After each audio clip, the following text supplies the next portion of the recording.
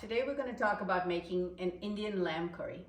So traditionally it would be very labor intensive because you'd be getting the whole spices, roasting them, grinding them, etc. But I'm going to show you an easier trick and it works really well. So I buy the spice mix from this company called Shan. I actually like many of their mixes. And today we're going to do a Halim curry. Now I'm changing the recipe. It's not a traditional Halim because I am not going to shred the meat. And I'm going to add some changes to the recipe. So it'll be different than the directions on the back. So to prep, what do you need? First of all, I took a very large red onion and I fried it in oil, not too much oil, just a little canola oil, and added about 10 cloves of garlic. And then I ground it in a food processor. So you see it's a nice paste. I have about 2-inch piece of ginger that has been grated. I also have some whole spices, a piece of cinnamon, some large cardamom, and about 5 cloves. I got 2 very ripe tomatoes and I actually pureed them. Now the night before, last night, what I did was I took the spice mix from this Shan box and I took my lamb, so these are lamb cubes, and I marinated them in that spice mix. This is maybe about 4 pounds of lamb and I used the whole packet of spice mix. If you really want a very mild curry, then you do not want to use the whole package, maybe a couple of tablespoons.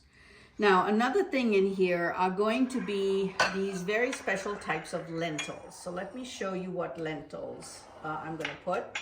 I'm going to use some tur dal.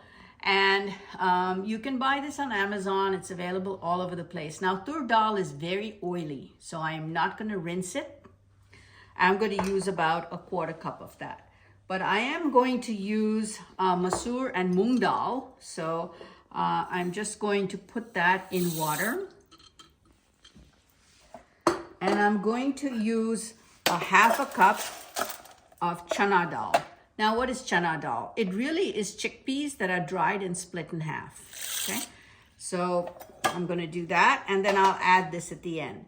So we are going to now move to the kitchen, take all of this stuff with us. Oh, and one more thing. I have about a cup of yogurt, plain yogurt, and I've just basically, mixed it up really well, and we're gonna use that. So we're gonna take all of this to the kitchen and move over there.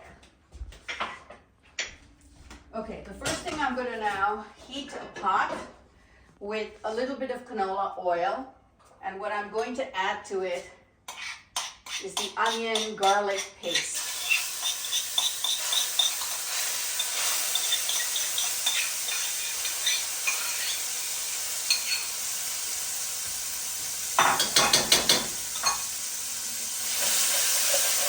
And if you look in the pot, what you'll be able to see is that this stuff is really sizzling and there's no liquid and it's nice and thick. I'm going to add the ginger and the whole spices.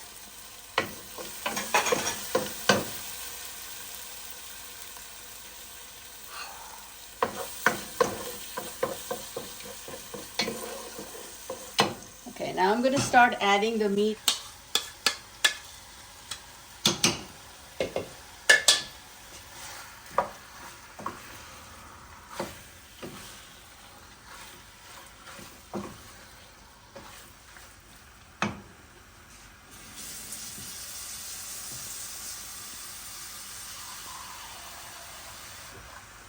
I'm just rinsing my bowls with a little water so I get all the remaining ingredients off, and I will then later add that water while we cook. But you don't want too much water. You see, for 5 pounds of meat, I have a tiny little bowl of water.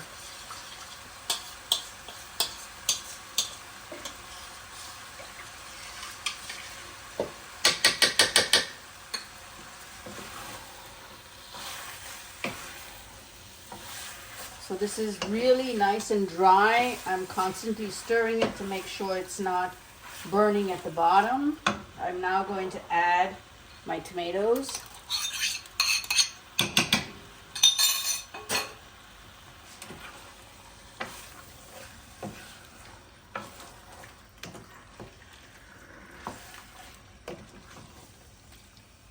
Smells absolutely yummy. I'm going to add the yogurt.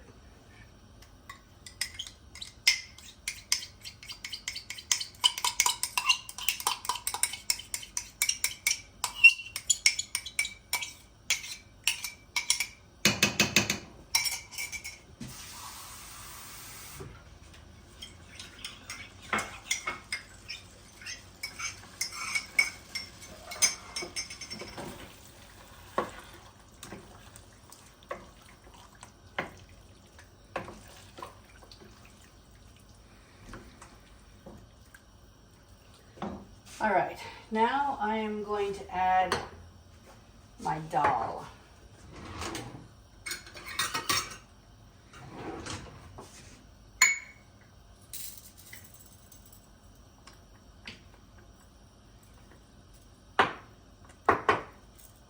Adding a third of the tur dal, and remember that's very oily, so I didn't rinse it.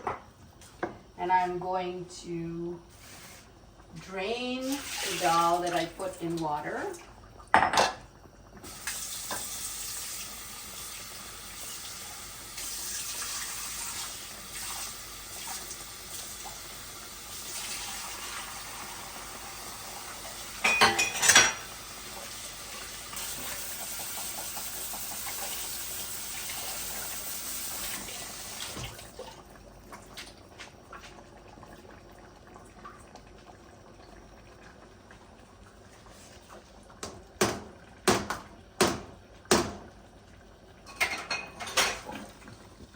Give that a good stir. Now, as I mentioned, traditionally Halim, at the end of the cooking, the meat would be shredded. Some people actually puree the whole thing, but I don't do that.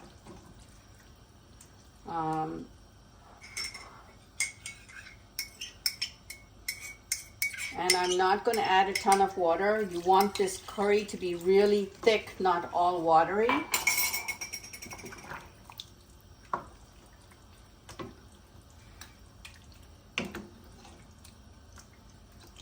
But you need enough water to cook the lamb. So this is 5 pounds of lamb. It's going to take a bit of water. And remember, the lentils are going to absorb a lot of this water. Now I'm going to cook this on slow heat for a couple of hours. And once it's done, actually I'm not going to serve it till tomorrow because curries are best served the day after. I'm going to serve it tomorrow and garnish it with fresh chopped coriander and thinly sliced fried onions over white rice, or you could use parathas or any kind of Indian bread that you prefer. So we're just going to lower the heat and simmer this for about 2 hours. Now, every now and then I will come and check to make sure that there's still water in there and it's not going to burn. So that's an easy way to make an Indian curry. Enjoy.